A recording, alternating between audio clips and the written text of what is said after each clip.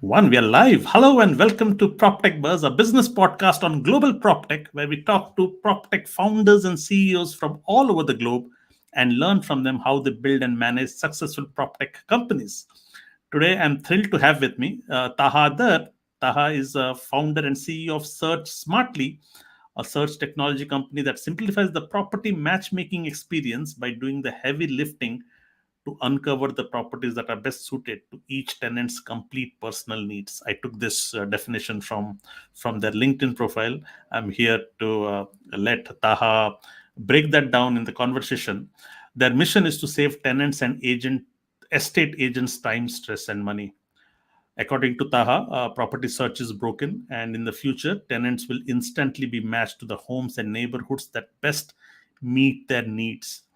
And Search Smartly is building that future today. And when I came to know about Search Smartly and Taha, I asked Taha when I invited him to the podcast to come and do a masterclass on property search, because property and discovery is a common use case for so many players in the industry.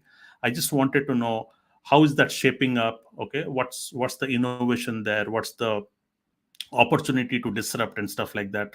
So Taha agreed. So before we welcome Taha, I would like to request all our guests here to please hit the subscribe button if you are anywhere remotely connected to PropTech, or you are curious about PropTech industry. We are running this podcast. It's been running since the past 4 months, 5 months now, and we have hit a considerable subscriber base, around 1,500 subscribers, 1,300 in YouTube, and close to 500 in Spotify, which we just launched 2 weeks ago. So with your help, we reached the more people subscribe and like to this content, we reach out to more people. So please do the needful. With that, let's welcome Taha. Taha, welcome to PropTechBuzz. How are you doing today? Thanks, Ravi. I am doing great. Yeah, bright and early on a Monday morning. Excited to talk further. You're dialing in from London, I suppose, right? Yes, I am based. How's the weather there? Because today, Germany, the sun is beating down like anything. I had a good run this morning. How's London with weather? Yeah, we had a pretty gray spring. I think summer is now coming. This weekend was super nice, so we're getting there slowly. Excellent. It's in Germany, at least it was pretty late for the sun to be out, so we are waiting for bated breath. Good, excellent. With that, let's get started. So by the way, let's start with compliments. I went to your website, Search Smartly, and it is one of the best looking websites that I have encountered in PropTech domain. Okay, I've interviewed a lot of people, lots of startups, but your website, I think, has you put in a lot of thought in design and the way you have the copywriting and stuff like that. So please Thank accept my you. compliments on that one. Thank you. I will pass it on to our team. They've done all the heavy lifting on that side. Excellent. So before, as I said, we want the way I structure this is, as I said, I want you to break down property search. Okay. But before that, let's begin by your journey. Okay. What made you? What's your founder story? Okay. What made you get into PropTech, and how did you begin starting Search Smartly? Yeah, it's an interesting story, I would say. I mean, in many ways. My background is not in property. It's not in real estate. I'm not a property person by training or anything like that. I'm an engineer. Was obsessed with the world of Formula One growing up. So my one goal in life was to work in the world of F1.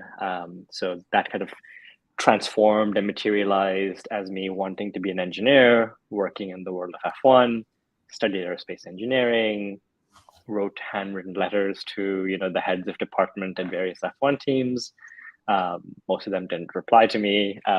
One of them did and said, "Look, we're doing a year placement scheme, so you can apply here if you are interested once these applications open up." I was in my second year of university at the time, based in London, and these year placement opportunities opened up. And long story short, I became really, really fortunate to go join an F1 team up in Milton Keynes essentially as a graduate engineer.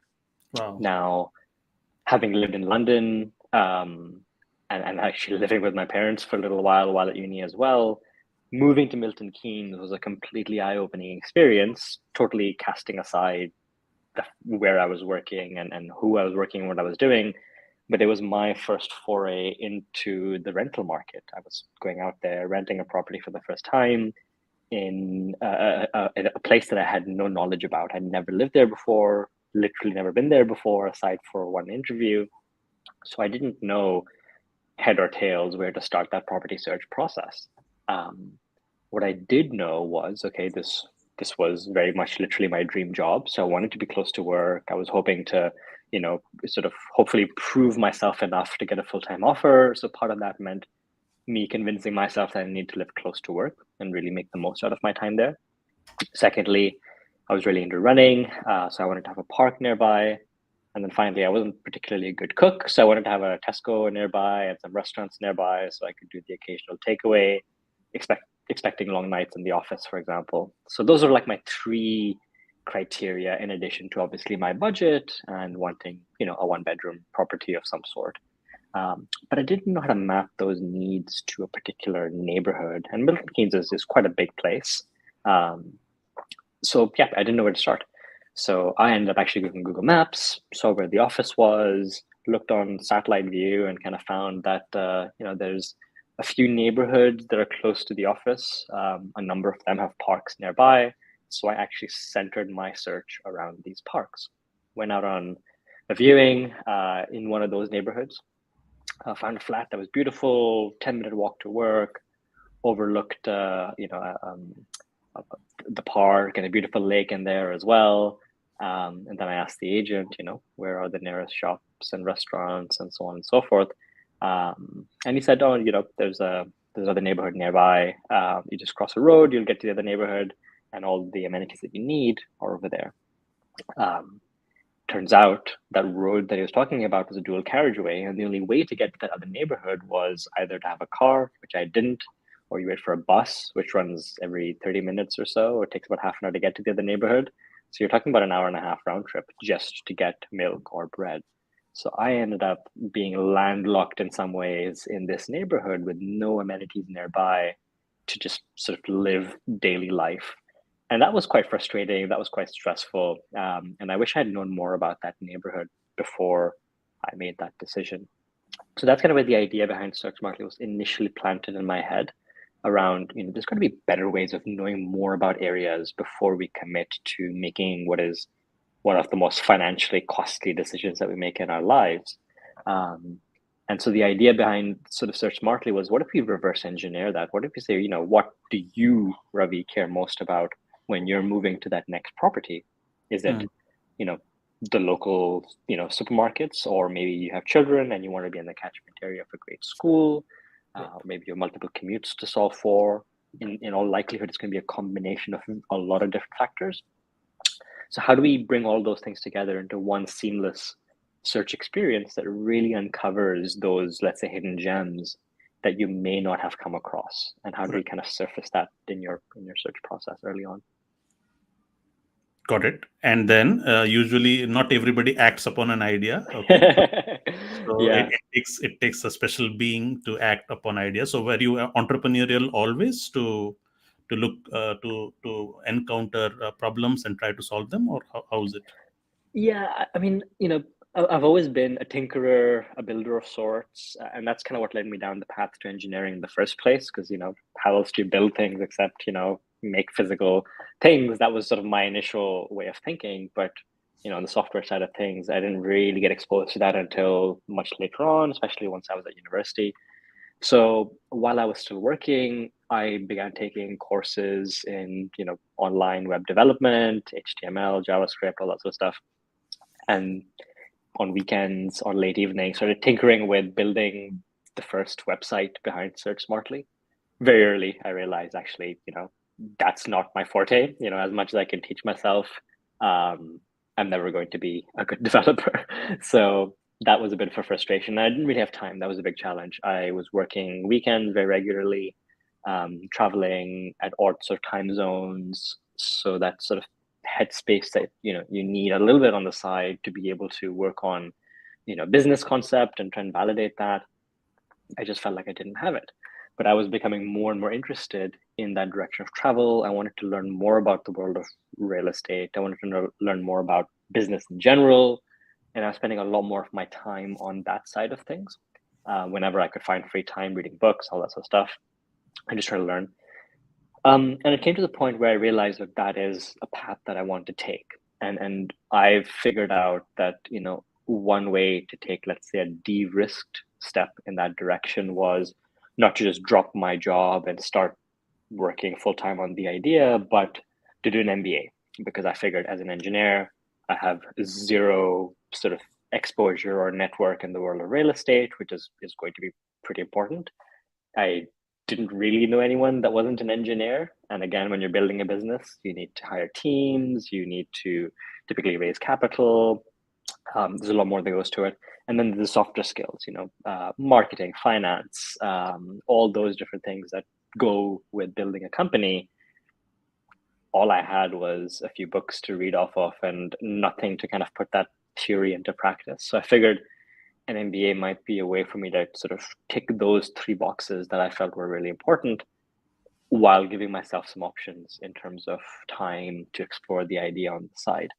So I ended up coming to London Business School, did my MBA there, and that's really when SearchSmartly got the time and attention that as a concept it needed to be able to validate whether there was an opportunity there or not. So especially the second year of my MBA program, 2-year program, that is when SearchSmartly was sort of officially incorporated, and we started going through pitch competitions, going in front of potential customers, raising our first round of capital.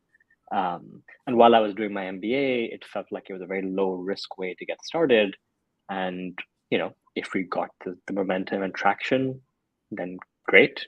We'd keep peeling back those layers. And if we found that, there wasn't any legs behind it, then again, at the end of the day, I would still have an MBA and I could take that further to explore other ideas or join another company or something like that. So it was a de-risked approach, let's say, to taking that leap, which I think is the hardest thing, like you said, Ravi. Right. So when you I'm sure when you were researching about the problem space, you were looking at the status quo, right? So who are the incumbents and Yeah, how are they trying to solve search? As I mentioned, I yeah, speak to a lot of property portals. The common use case is search and discovery. Everything follows yeah. search and discovery. So while you were doing this research, what did you find? What was status quo, and what was your vision of building search smartly, and what would have been your value proposition? Yeah. So bear in mind that when we started working on this was pre-pandemic. So there were some interesting insights that we saw in our, let's say, research phase. One was around the status quo.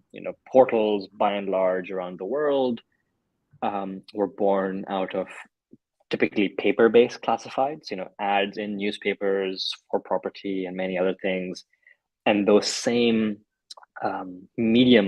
those media companies that owned newspapers often in many markets ended up being the owners and operators, or at least backers, of the online classifieds, the first, let's say, PropTech 1.0 wave of digital online marketplaces. So taking this newspaper-based advert and giving it potentially like a lot wider reach and advertising it to anyone on the web rather than just anyone reading that newspaper. So we kind of went from a physical medium to a digital medium, but the mechanism of searching for that home never really changed. That the reach of that advertisement went much larger, and there's been various iterations and innovations around that particular piece. But one thing was always at the core: a renter or buyer needed to know quite specifically where they wanted to live, at least down to a postcode or a neighborhood, to be able to see those properties that are available in that particular area. So we went down this sort of trajectory where we had the basic filters, budget, bedrooms, and postcode, and then once you know exactly where you want to live, you pop those needs in. And I think historically, we as humans have generally historically lived very close to where we grew up. That's kind of been a trend that has been there historically, especially in the earlier days of the internet. But that trend has been changing. So we saw that you have the status quo, the portals that have this sort of relatively basic consumer-facing search functionality without much innovation really happening on that search side of things, but consumer needs slowly evolving. We've seen macro trends. If you look at the UK, for example, macro trend towards affordability challenges. The multiple of our earnings that we have to pay to buy a home has gone up and up and up, with the only blips being where we've had major financial crises, but that trend continues to go up and to the right. So homes are becoming less and less and less affordable. We pay a large proportion of our income on rent now as a result. And that's driven consumers, movers, to shifting their behaviors. And that's, again, I'm talking pre-pandemic right now. So if you looked at the top priorities that a mover had pre-pandemic, those had shifted over a 10-year horizon leading up to the pandemic. It shifted from being just about the physical property itself and specifically which postcode it's located in, to being much more about how the area sustains a life that we want to live. So is there easy access to commute stations nearby because we're moving further away? Is there green space nearby because we're trading the convenience of living close to work in a central location to typically better access to the countryside and green space? Parents obviously care a lot about schools, so there's that question around how good are the local schools. So we started seeing a slow shift towards what I like to call lifestyle-centric living, to caring more about how we're going to live and prioritizing that above specifically where we're going to live, as long as it obviously meets our budgets and so on and so forth. So we saw this slow shift over a 10-year horizon leading up to the pandemic. And then COVID came along. And with the pandemic, we saw further acceleration in that direction where people then said, look, I don't need to be at the office 5 days a week. Initially, it was 0 days a week. And now it seems like maybe we're settling into a world where maybe 3 days a week in the office might be sort of the generalized norm. And what we saw, again, at that point, we were already live as SearchSmartly, but we saw that there's a real big shift in how consumers were expressing their needs. We saw a jump in the average willingness to commute. So we went from a 30-minute desire to be, within your place of work. So 30-minute commute time jumped to over 50 minutes. We saw increases in people's willingness to use cycling to get to wherever they need to go, whether it's work or university, and so on and so forth. So the pandemic has kind of created this shift towards, again, more location flexibility. It's also created a rise in interest and awareness around air quality, for example. We've seen that, obviously, post-pandemic, we're a lot more aware as to what we're breathing in. And so there's been a jump in sort of interest in what the local air quality is like, and so on and so forth. So, taking a step back, we have seen that consumer needs have been changing. Yet the status quo, as far as how those needs are being solved for, hasn't really changed. And even one of the major portals here in the UK, at a recent event, they put out some of their own data around this. And they showed that the distance that people move from where they used to previously live is now up by about 50% pre-pandemic. So people are moving further away from where they used to live. And if you were to draw a little rectangular box around the areas that a typical person is considering in their search, that box is about 60% wider or larger in area, let's say, than it used to be 2 years ago as well. So the pandemic has resulted in people moving further and searching wider. And that creates a pretty interesting paradox. It's called the paradox of choice. When you have so many different options to choose from, do you go north, south, east, west? Increasing area by 60% means you've got a lot more potential homes and neighborhoods to consider in your search. And when people are inundated with so many different options, it makes it harder to make a decision not easier. And so again, I think that creates another opportunity where if we can really understand what movers truly care about, what are their underlying motivating factors behind that decision-making process, the sort of things that technologies like AI can really help accelerate, then we can create a radically better user experience from start to finish and uncover what I like to call the hidden gems, homes, neighborhoods, and even towns that perhaps we had never considered or we would never consider, but could be that perfect place for us to live in. It could be languishing on page 10 of your portal search. And now we can surface that and say, hey, Ravi, this is the perfect home for you because it meets everything that you care about as a person, not just in terms of the bedrooms and the price, but it's access to amenities, being in the catchment area of a great local school, or even the aesthetic and decor and style that you may really resonate with in that next home that you're looking for. So that's kind of the opportunity that we identified, observing these trends and a lack of movement from the incumbents. Really, nothing has changed in the last 10 years. The products are fundamentally very, very much what they used to be before. Because these, the portals have an incumbent position, and there hasn't really been a need to innovate until now. I think now where we've seen these macro trends really pick up, pandemic being one driver of that, but now further inflation, rental costs have gone up immensely over the last year or so. Last I checked, it was somewhere between 20 and 30% annual rise in rental costs. And as we know, purchasing a property is already super, super expensive. Renting a property is now getting more and more expensive.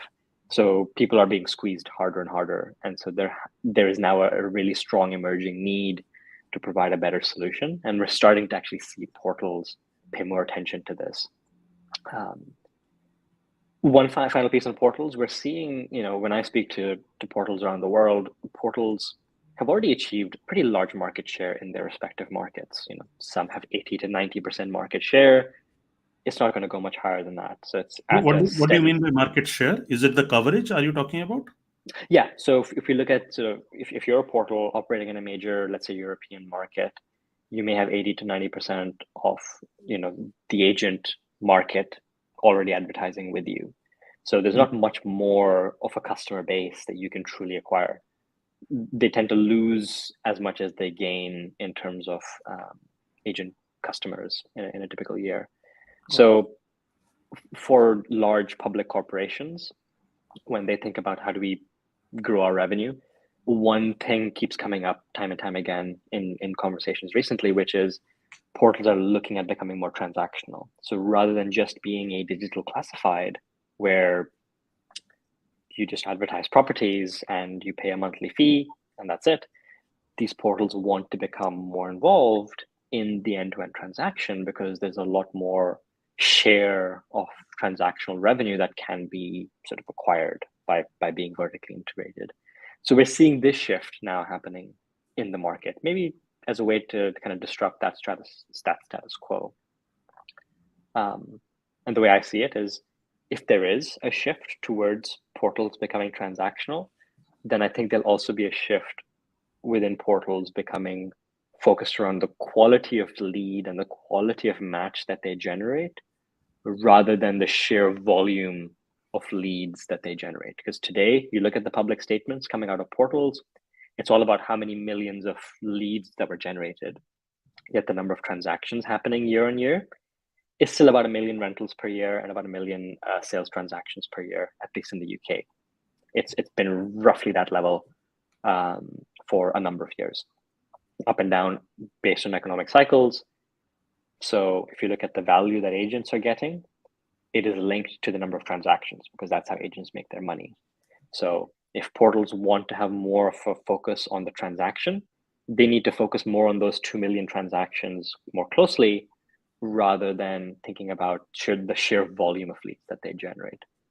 So again, if we see this shift towards the quality of leads being generated, then it brings us back to that original question of, how do we find the right home for you, Ravi? Rather than just showing you everything, can we uncover the right home for you so that you engage on that transaction through us, the portal that you have been doing your search on? We want to take you to that next stage rather than just keep showing you listings irrespective of whether they really fit your needs. So that's a more of a macro shift that I think we're starting to see now, which requires this shift from volume to quality. Thank you. So one of the things that I observe is you're a very good storyteller. You just held my attention, and as I was trying to understand, so you have a really good hold on storytelling. So that's another compliment from my end. Um while you were talking about this shift, so you talked about the macro shift. You talked about how pandemic has accelerated and how the choices have evolved from the consumer side. So this shift is good. So what's the output from the technology providers? So what's happening there? Where is the gap, and how are you solving that gap? Like the status quo players, have they also evolved? Like your competitors, have they also evolved to this evolving choices of the customers, like the search getting wider and more amenities becoming a priority than just the interiors of your homes? So how what has been the solution on the product side in the market, and then how are you different from the market? Yeah, good question, Ravi. So we're seeing the early signs of movement happening. When we talk to product teams at various portals around the world, this question is coming up higher and higher in the agenda. Some portals already making moves both on the UX and the user search experience side of things, and also having a supporting business model that is much more tied to lead quality and sort of transactional revenue. We've seen in the US some portals exploring the iBuyer model. That is obviously a little bit more transactionally oriented because it's much closer to actually having the portal be the agent in many ways in the transaction as well. And then on the search side, we have seen some portals sort of starting to tinker with various features, not in their core search function, but as a side feature to test things out and run A/B tests to kind of better understand how some of these lifestyle oriented features can kind of deliver that experience. Right. We're seeing much faster movement amongst smaller companies, startups, which don't have that existing process to maintain. Because if you put yourself in the shoes of an existing portal, which may be generating millions of leads per month, it's a massive risk to try something fundamentally different because True. you have a large customer base that is Yeah. paying you very, very good money under a very profitable business model, perhaps one of the most profitable sort of revenue models that you see out there across large corporates today. Right. So at that level of, let's say, incumbency makes it very hard to make drastic moves, whereas smaller companies are much more willing to make those faster jumps. So we've spoken to a number of different companies around the world, and we're kind of seeing a lot more movement amongst startups to kind of really rewire that process and say, well, actually, if you were to design an end-to-end consumer experience from scratch, what would that look like? And many companies are playing in different parts of the transaction chain. Mm-hmm. We've seen many companies coming up with innovative models to buy homes to reduce the burden of deposits. Companies that do deposit replacement things, or rent-to-own models. Those have been rising quite quickly as well. Right. And then, on the search side, number of companies in Europe and the US that we've seen popping up, kind of building a much more consumer-aware and empathetic search experience that just tries to uncover what people really care about and helping drive that discovery. And this is where I think the difference lies. There's a difference in my mind between search and discovery. On Spotify, search is when you have a band that you like and you go searching for them. Perhaps, maybe you're a metal fan and you've gone to Metallica and you're listening to Metallica on Spotify. Great, you found what you wanted. But then Spotify has this other great feature where they know your music tastes based on your historical behavior, based on what they know about you as a person, and they may recommend another band that might be really, really great based on your listening taste. That's discovery. This is where they can say, actually, Ravi, you like Metallica. You may also want to check out Audioslave or someone else like that, right? Yeah. This is where I think the future of property potentially lies. So really helping people see what might be a great fit for them that helps overcome these challenges around affordability in a neighborhood perhaps you would have never considered, but fundamentally ticks all the boxes that you care about. And I think if that vision comes to light, it can create massive efficiencies because ultimately, if people don't see homes, they can't transact on them, they can't put offers down on them. So consumers find homes that are more affordable for them. Sellers or landlords find the right applicant or buyer for their property, right, which perhaps may have never seen or made an offer on that home. And you have more liquidity in the marketplace ultimately, which is good for every participant. So I think it requires a bit of a step change, but I think with a lot of startups kind of paving the way, I think we're going to start seeing more adoption amongst the larger players. And kind of this is where our strategy as a company is as well. We've proven out the tech with our own website, which you've seen yourself. Right. And now we're opening up that tech to portals around the world to use as a building block to build products on top of. So we're seeing a lot of interest, and let's see where it goes. So I'll come to the business model. I would still double down on, so when you said the small startups, the nimble ones are making a step change, okay? They are the ones that are innovating. What is the step change? What does the user experience change? Like the bigger portals are still filters, right? So you give them options, you choose options, and then you don't solve for the paradox of choices because you still get a lot of this. What are the fundamental changes that some of these startups are doing, including you? Yeah, I think one change that I've seen in various different guises is this concept of being able to make some compromises, because in all of our heads, we have a notion of what the ideal home looks like, right? We have a certain budget in mind, we have a certain number of bedrooms at least that we'd like to have. And then we have a notion of what that ideal neighborhood, as well as the physical property itself, has in terms of features and amenities. And we want it to be in a great location, right? And conveniently located to all the different places that we need to go to. But one thing that I've learned in the few years that I've been in this space is that, aside from maybe some exceptions, the perfect home kind of doesn't exist for the average person. You always have to make some compromise. Either you're paying a bit more than what you would like, or perhaps you have a slightly smaller bedroom, or you're compromising on a slightly longer commute, or perhaps the schools nearby aren't going to be as good as you'd like, or the Tesco is 10 minutes walk away instead of 2 minutes away, but you live with it. There's different levels of compromise that we kind of need to make when we are finding that right home. And that's limited by the availability of supply, right? There's only a small percentage of homes that are available today. So, we do have to find some sort of compromise. And so different emerging products tackle this notion of compromise in different empathetic ways. We, in SearchSmartly, when you come in and you tell us, what your priorities are in your neighborhood, you can tell us what's, like really, really important versus what's nice to have. I've seen some other companies, one in the US, that also has a very explicit must-have versus nice-to-have sort of delineation, and they just leave it at that, or you don't care about it.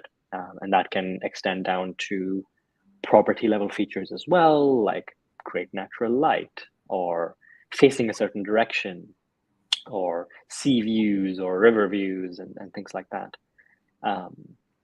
So taking your users through this sort of really empathetic journey to really understand what they care about, and really moving beyond just the basic filters of price, bedrooms, and location, and really winding back what that means. When we pick a location today in the standard search, it's because we know a lot about that neighborhood now for us to say, okay, I've mapped my needs and my desires and my priorities to a specific postcode or a specific neighborhood. That might be based on the fact that I've lived there for many, many years, or friends recommended it to me, or I've just lived in this city or country for many, many years. And this is what I've learned over time as to what this neighborhood or location is good for. Mm. But that requires a lot of knowledge and a lot of trust in people that you're relying on. And it's still pretty subjective. I could tell you that Hampstead is great for pet owners, but what if the specific property that I inquire on has a landlord that doesn't like pets or dogs in their property? So yes, in general, sure, Hampstead might be great, but for this particular property, it doesn't help me. So we're seeing this data-led approach to capture more information about homes and neighborhoods to be able to drive this more informed decision making. And then on the product side, on the UX side, taking consumers through this sort of journey, this onboarding process to understand what they care about. And that is different as well. Like, right, when you go on a portal, fundamentally, a lot of the goals that the portal has is to turn you into a lead or into an inquiry as quickly as possible. So it's minimizing friction, showing you the results almost as instantly as possible to get you to click somewhere and turn into a lead for an agent that is paying you as a portal good money to generate those leads. Right. So you have to take a step back. If you are building this sort of empathetic product that is trying to deliver a great match, and say, look, actually, maybe we need to capture a little bit more information about what this person really cares about before we unveil the matches. And it's taking this trade-off again between quantity of leads being generated versus the quality of the match. There's lots of different things you can do to minimize that trade-off, but at the end of the day, it still is some sort of trade-off that needs to happen.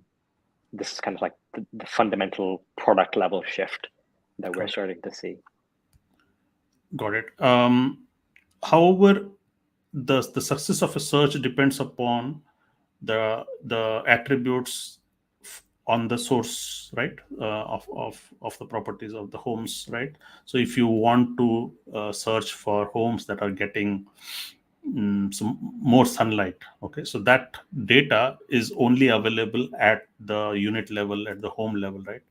So but not the availability of these attributes is not uniform. The coverage of, I mean, there could be only non-distributed availability of this.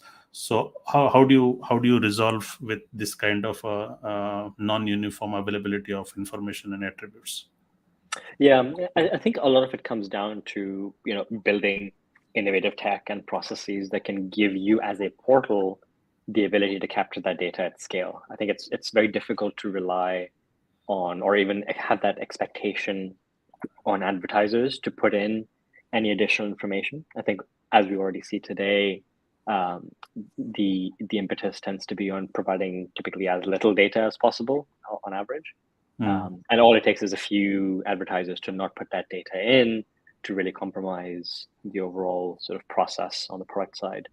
So our strategy, at least, has been to bring in our own data through our own different sources around the amenities in the neighborhood, the quality of information that we can sort of use to match you to the area, and then on property level, what can we capture from the data that is already there, and then join that data with other sources externally that could tell us more about the property itself.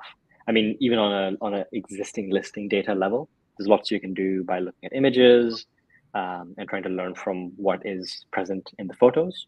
So there's tech that already exists that can tell you, look, there's a fireplace in this particular photo. Then you can add in some data that maybe you can use to your benefit to help match people to homes that might be looking for a fireplace. Floor plans tend to have a rich amount of data that never makes it into the listing itself. I think last we checked, small double-digit percentage of listings tend to have the actual square footage in the listing data field for square feet, but almost every floor plan has the square footage there in the floor plan itself. So again, can we be clever about extracting that data and attaching it to the listing? And now once that data is in the relevant field, you can now use that data in many different ways. That was previously sitting in a photo, and each searcher would have to click through the images, get to the floor plan, then see how many square feet it had. That's a very, very painful, unempathetic way of doing search. So there's a lot you can do to bridge that gap if you as a company take that view that, look, we are going to bring in this additional data ourselves and have control over that process. Got it. So taking a leaf from Google's success, okay, so Google created this search engine which was disruptive, and over time, with accumulation of more and more data, they became more powerful and hard to compete. So does it have a similar behavior for players who want to focus on building the world's best property search? And could you have these moats built around you, wherein you just become better than Yeah, rest of the world?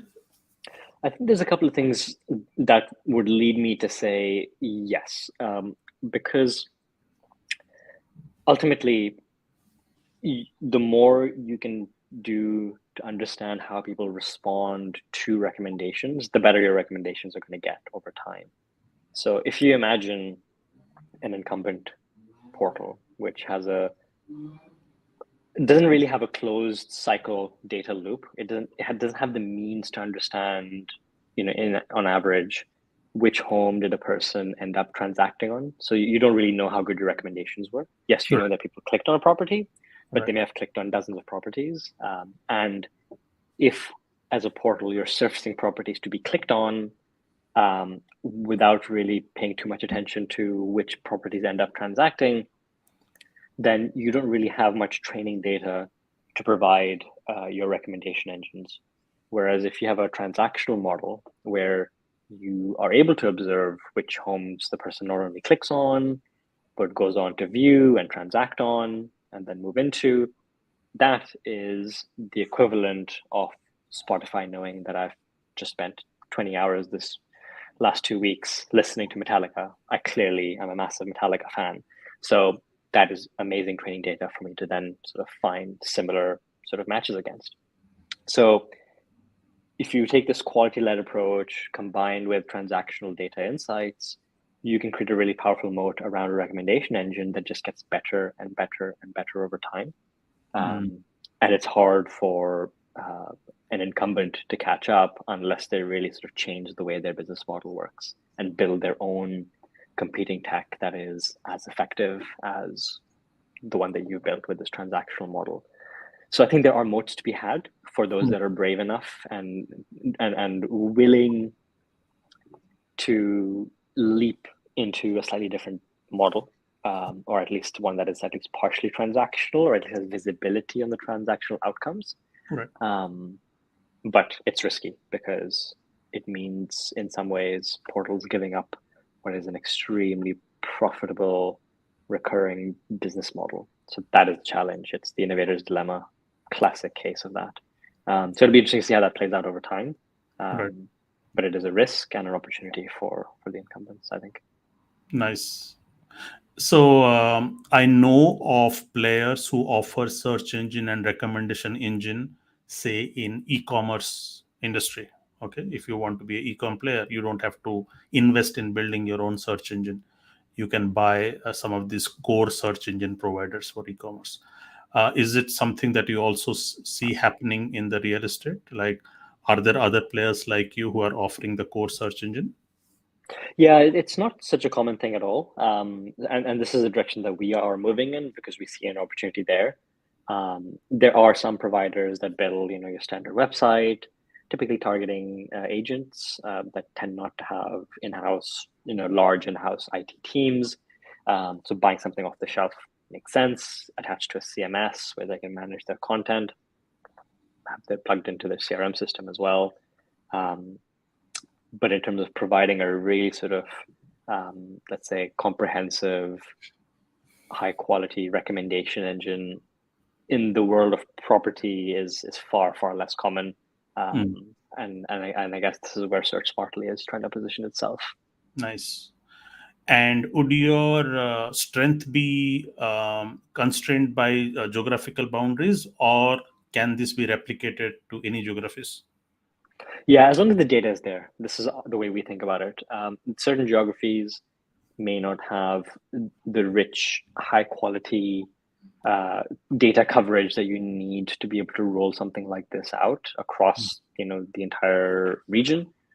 So right now, for us at least, we're primarily focused on Europe and the Americas, and then moving more towards Middle East and Southeast Asia.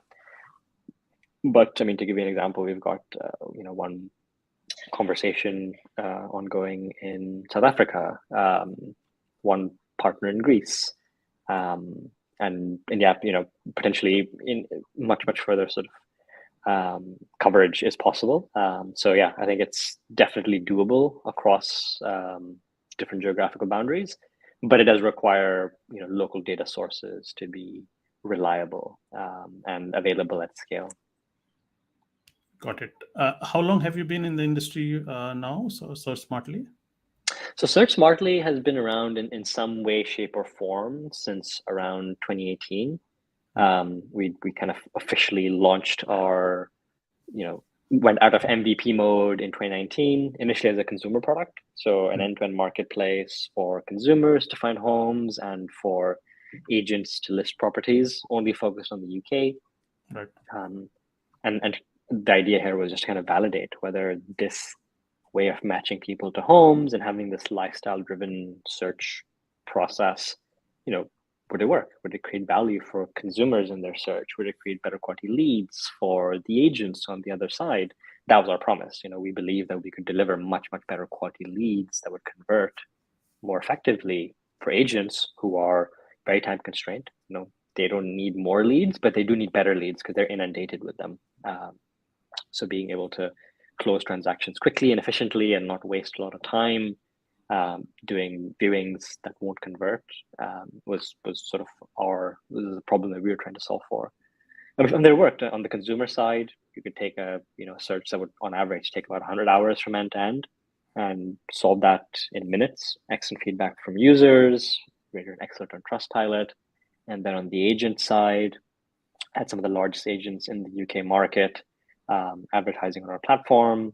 And in aggregate, they were seeing an uplift in lead quality of anywhere between 3 and 5 times higher than leads from traditional sources. So yeah, we kind of saw that, look, this works in the UK market. And then more recently, we have started opening up that tech to partners around the world. Initially, we had inbound interest from portals across Europe and then some in the Americas saying, look, this tech you've built looks like it could be really powerful. Is there a way for us to plug it into our own platforms?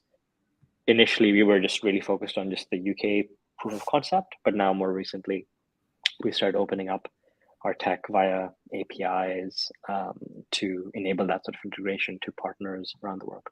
So what kind of partners are interested in such a tech, and what kind of conversations do they get into with you when they are looking to partner? Yeah, so mostly we're looking at portals as well as individual agencies that have, let's say, large footprints. If you look at, let's say, a large London-based agency, they may have 40 to 50 branches across the city. They get, let's say, a lot of organic traffic coming to their own website. Some of the larger agents in the UK will get 500,000 to 1 million monthly visits on their own website. So this is large brand awareness, right? But if you go on their websites, the search experience is very similar or the same as what you would get on a portal. Now, if I'm going to an agency on the strength of their brand, it's likely that I'm going there because I trust them to provide me with something that is really personalized, that leverages their expertise as a London agency. So what we are seeing is that, these same agencies are paying a lot of money to acquire this traffic, but they could be doing more to convert that traffic into signups or leads or qualified prospects, in their systems. So our tech helps shift that up a gear and convert more of that brand aware traffic into people that have a great experience digitally on the website without ever having to interact with the person, and turn into a lead. So you don't need to have someone on the other side of, a chat messenger providing you with advice or recommendations based on what you care about. Our tech can do that for you within the context of your brand. And it can help deliver that brand promise that you as an agency have about being an expert in understanding your needs and delivering these recommendations. So for agents, it's about converting this organic brand aware traffic into owned leads and reducing reliance on other sources of leads. And then for portals, it's about delivering higher quality leads that their customers will value, because ultimately agents ultimately care about leads that convert, and potentially even opening up new business opportunities, because by understanding why people are moving home alongside which homes that they're interested in, that level of data is really powerful for portals, especially those that want to become transactional, that want to make money from various needs that consumers have adjacent to the move itself. So that's more of like a long-term play, but I think it's for any portal that is looking to become transactional, knowing the why behind the move opens up very, very interesting revenue and advertising opportunities. Nice. You mentioned about innovators dilemma. I'm sure the big portals, who by the virtue of their size cannot move fast, but are still keeping an eye on small players where they're disrupting search and discovery. Are they also interested in somehow to talk to you to run a POC internally within the organization to see Yeah. how things are and stuff like that? Like who Yeah. have been your bigger partners, maybe? Yeah, I mean, I can't name names right now, but yeah, we've seen a lot of interest from portals across the US, across Europe, all major countries in Europe. We've at least had some level of advanced conversations with some of the incumbent portals there. There is a lot of interest, and like you said, look, they have complex roadmaps with limited resources, Right. and so they aren't necessarily able to move as quickly as they'd like. So partnering with us potentially opens up an opportunity for them to bring that value proposition in much quicker, in a much more de-risked way, because this tech has already been sort of validated and proven out over a large number of design cycles with some great data to back it as well. So yeah, that's kind of where our focus lies right now. What has been the impact of AI on your tech? Like, do you see AI completely disrupting, taking it to the next level, wherein there doesn't need to be any search, but a conversation maybe? Yeah, remains to be seen how things play out with conversation-led search, purely conversation-led search. But I think AI is going to have a massive role. It cannot be understated in the world of real estate. I think like being able to solve for many different use cases. If you had a property you really liked, but that one is no longer available, quickly uncovering the right home that is as similar as possible to that particular property is one very obvious use case. The other one is around learning from people's behaviors. If we observe how people interact with homes, what does that tell us about what they truly care about? What actually drives um, their decision making? There's a huge piece there around having this reinforcement loop, this learning cycle. And I said earlier, if you have the data, especially if you have transactional data, then you can really build powerful recommendation engines at scale through that data loop, and that is your classic reinforcement learning sort of AI model, which I alluded to earlier. Right. And then you can use AI in coming back to your earlier question about getting the data that we can use that is reliable, that can be used against solving for these needs. AI can solve for a lot of that as well. You point AI towards a picture, and you can learn a lot about the home that an agent may not put into the listing itself. Floor to ceiling windows, how much light there is in the property, Right. um, which which floor the property is on, all that sort of stuff. Like you can extract rich contextual information using AI, and not put that onus on the advertiser to put in tons and tons and tons of data that they just don't have time for. They're way too busy to do that.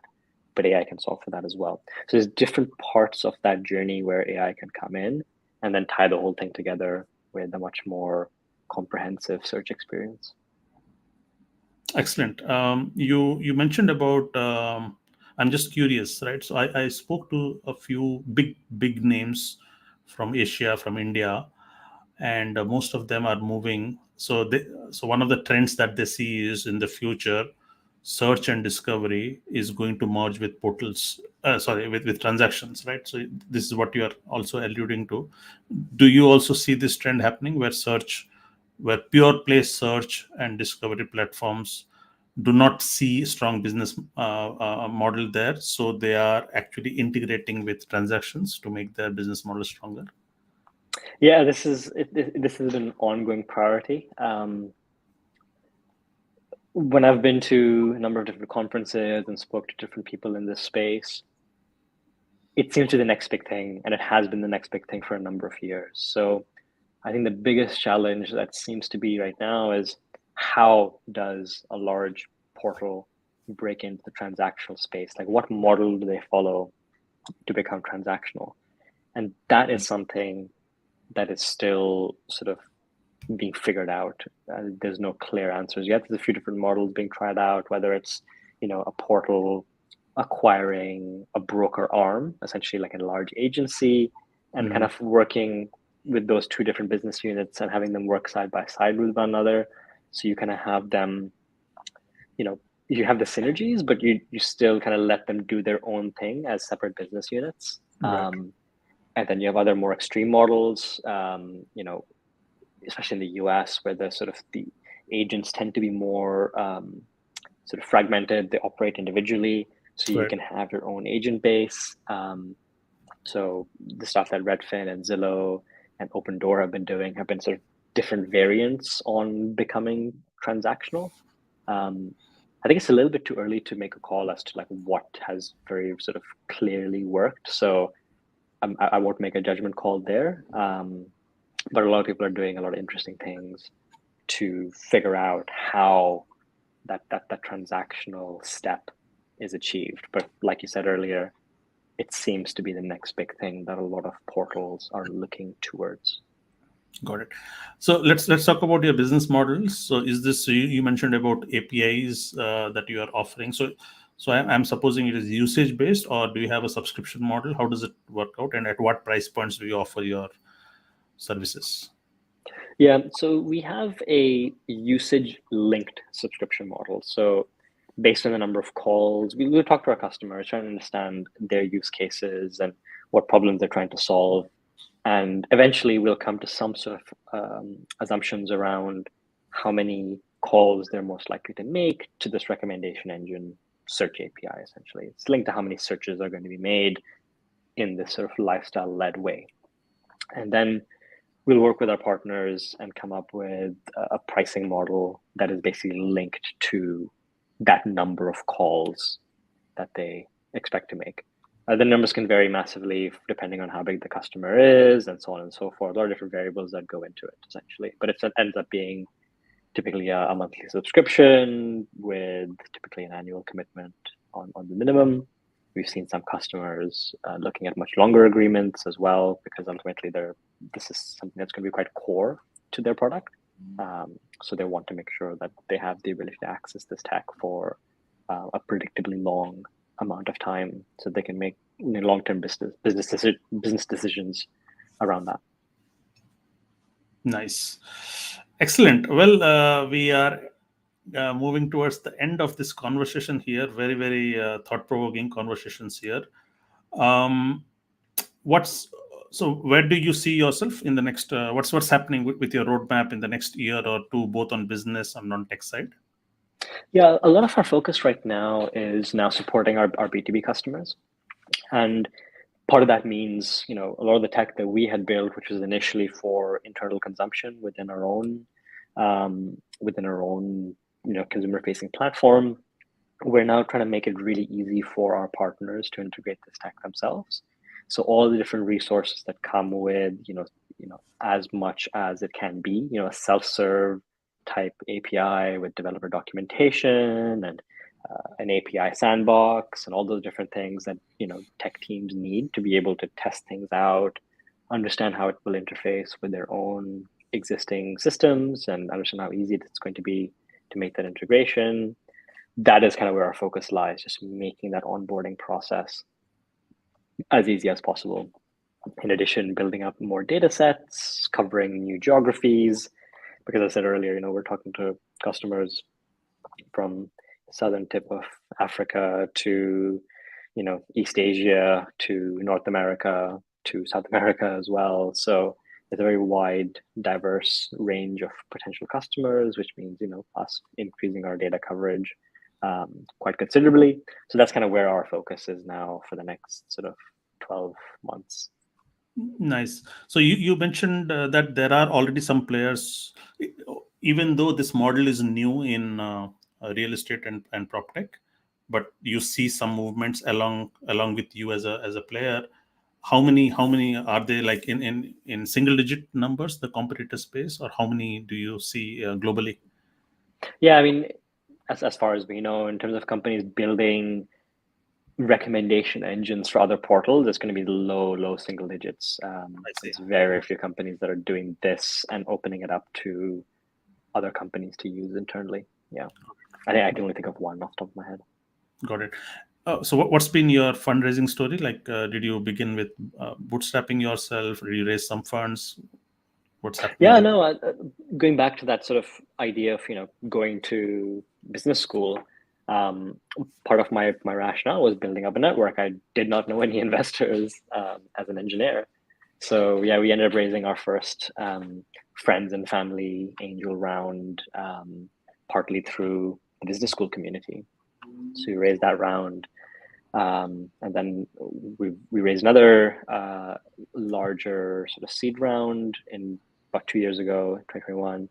Founders Factory led that round. Pretty prominent European VC.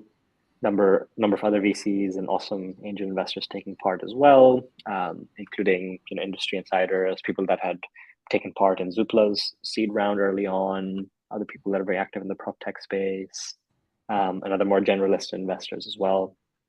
And then now we're currently in the midst, sort of halfway through our subsequent round that is being led by Blue Lake VC, participation from Reach, which is a prop tech focused VC as well. So yeah, currently raising a round. Yeah, majority of that is now closed, but just sort of finishing that up hopefully in the next few months. Okay, I will end with a question, which is usually this is something that I began asking, especially to founders, because the journey is like a roller coaster, right? So, what has been the best phase of this journey, and what has been the most challenging phase?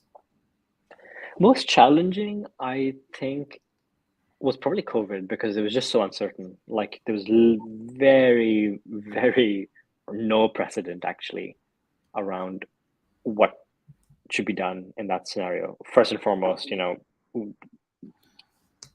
between the global financial crisis and the pandemic in those intervening 11, 12 years, the global economy has generally been humming away. So for any people coming to the job market, starting companies, or just doing, having their career in those intervening years, myself included, there was very little by way of a playbook as to kind of how to handle that situation, and then just the sheer uncertainty about, what is this going to mean for the market? Does it mean the whole market freezes up? Like, do we just go into hibernation mode? I think the existential questions that we had and the lack of, relevant input that we could get from others made it super, super uncertain. So I think there's a very little precedent for that. That was probably the most challenging, I would say. Most exciting, I think this transition that we're now making towards B2B, I think is super exciting because I feel like, the market is very receptive to it. Our investors believe it makes a lot of sense as well. I think it's a massive global opportunity. Like, when I think about my own, let's say, vision behind Search Smartly, it's always been around empowering everyone in the world to find that perfect place to call home. And initially, we didn't really know how the world part was going to come into play because, yes, we're building Search Smartly in the UK, but how would we scale it outside of the UK? It's very tough to scale a marketplace to new borders. You're almost starting from scratch every time. Got it. So when we started seeing this B2B opportunity coming in and being able to use our tech as an API layer and seeing, real interest from companies that were interested in this tech, that was a real aha moment. And once we were able to build enough confidence that there was an opportunity here and putting more of our eggs in that basket, I think that has been super, super exciting. So yeah, really excited about what the next, whatever months the future holds. One of the things that I often ask founders is to reveal their own strengths, and usually it's very hard to identify your own strengths. But still, I would ask, what do you think are your strengths as a founder, as a leader? I think it's been a slow journey to get to this phase. And I was very uncomfortable with this for a long time. I think for me, it's that I'm a generalist, that I can understand lots of different pieces of a puzzle and kind of piece them together without being particularly good at any given one of those things. And as an engineer, that was tough. I felt like, I was never going to be a really good engineer at any one thing. So like, what would that mean for me, right? Like I wanted to be really good at something, but I found myself being generally good at a lot of different things, or at least I'd be able to understand lots of different pieces of the puzzle. And I think, as a founder, especially in the earlier stages of a company, being a generalist helps because you kind of know what to look for when you are looking for people that are smarter than you in individual org functions. And you can hold that conversation with these, functional leaders, let them do their thing and take ownership, but you can still guide them along the way and make sure that we're all kind of heading in the same direction and be able to have those intelligent conversations to figure out what that right direction of travel needs to be without just saying, look, I don't know anything about back-end infrastructure, so you go off and do what's right. I think, leaders need to be able to hold those conversations. And I think being a generalist is super, super helpful in that way. It means you can also function as an intermediate layer and aid communication across the organization as well. And I think that becomes a bigger and bigger challenge as companies grow. So being on the same page as everyone at the same time and being able to understand different viewpoints is also like a byproduct of being that sort of generalist. So I would say that's probably where I see myself sort of fitting in or being able to bring strength to a conversation or to an org. So when you say you're a generalist, do you work to become a good generalist? That means, are you curious at multiple levels in multiple topics and overall being a well balanced person? Is that how it is? Yeah, I think so. I mean, I like to ask a lot of questions to understand, like what have you learned? Why have you made that decision? What are the key sort of, facts or findings that you've had?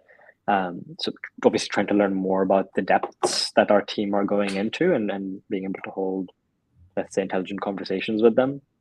But it's a good question. I haven't thought about, Mhm. proactively practicing, Yeah. being a good generalist. One to think about. I think there's a good book, Why Generalists Will Rule the World. I don't I don't remember who Good the to author, hear. very popular book at that. Usually, if you're not good at anything, you call There's yourself, hope for us. you call yourself a generalist. But then there are Exactly. people who are strategically generalist. Okay, so they dabble with different things and they are able to connect the dots, and that's what works on their favor. Hmm. Well, the other strength that I think I what I figured in this conversation is you're a master storyteller. Okay, some of the bland topics you are able to articulate it well and engage the attention of the audience. But also, since I was mostly curious, so that helped. but you are great with articulation and storytelling, and you have this calm presence which actually helps as a leader. So thanks for that.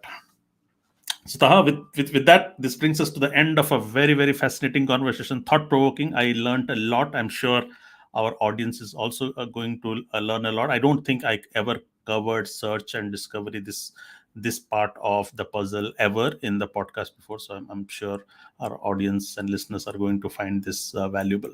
So with that, thanks Taha for your time and sharing your wealth of knowledge from this industry. See you around. Thank you, Ravi. Cheers. Bye bye. Bye.